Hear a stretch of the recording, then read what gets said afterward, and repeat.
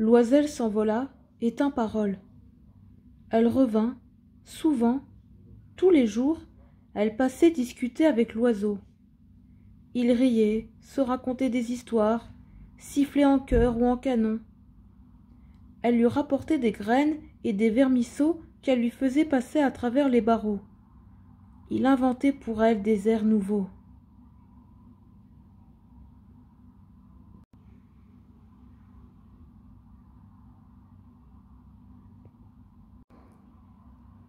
Loisel parlait souvent d'une île où elle n'était jamais allée, une île lointaine, où elle rêvait de se rendre.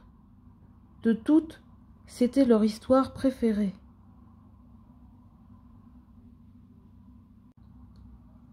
Il paraît que c'est difficile d'y arriver.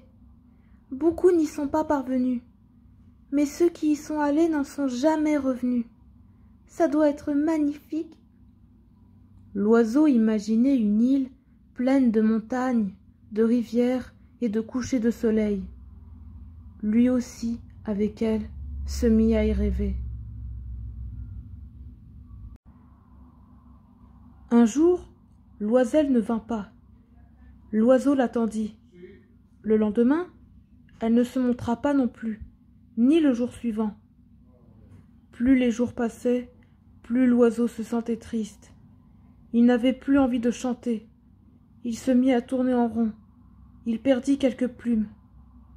Peut-être était-elle partie sur l'île lointaine, et elle ne reviendrait plus.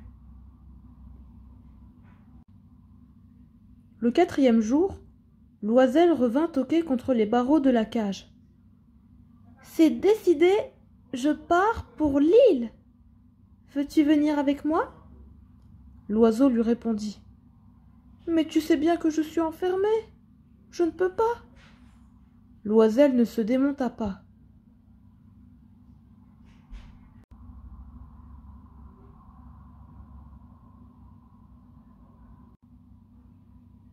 Il doit bien y avoir une clé pour ouvrir cette cage. Sais-tu où elle est?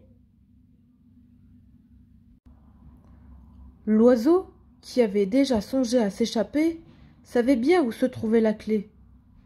Mais à quoi bon puisqu'elle était hors de portée? Enfin, ça, c'est ce qu'il croyait. Car à peine eut-il expliqué à Loisel où la clé était cachée, celle-ci, sans hésiter, alla la chercher.